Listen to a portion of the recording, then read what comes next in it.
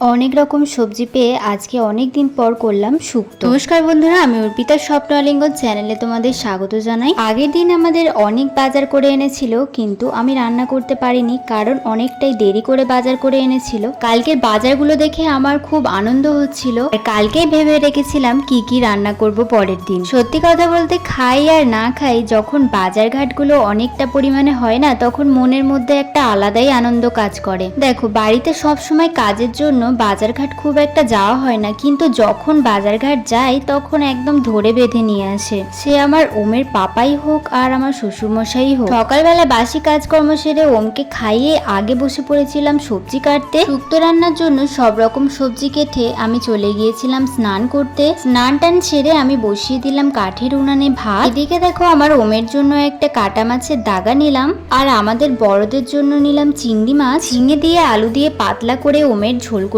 দিলাম। আর আমাদের এই যে শুক্তো সব সবজিগুলো আমি এক এক করে ভেজে নেব। প্রথমে উচ্ছেগুলো ভেজে নিলাম। বিয়ের আগে শুক্তো বললে একটা অন্যরকম ধারণা ছিল, আর বিয়ের পরে এখানে এসে শুক্তো একদম অন্যরকম হয়। তবে দুই রকম শুক্তোই আমার বেশ ভালো লাগে। বিয়ের আগে শুক্তো যেটা হতো সেটাতে ঘি, দুধ, তারপর চন্দনী সব মশলাই লাগতো। ঘরোয়া রান্নায় তো আর অত কিছু সব সময় পাওয়া যায় না, তাই এই গ্রাম্য পদ্ধতিতে এই শুক্তো রান্নাটাও কিন্তু মন্দ লাগে না। তবে এই রান্নার বিশেষ ব্যাপার হলো ভাজা মশলাটা। ভাজা মশলা না দিলে এই রান্নার একদমই স্বাদ পাওয়া যায় না। চিংড়ির ঝাল করলাম আর ওল ভাতে দিয়েছিলাম।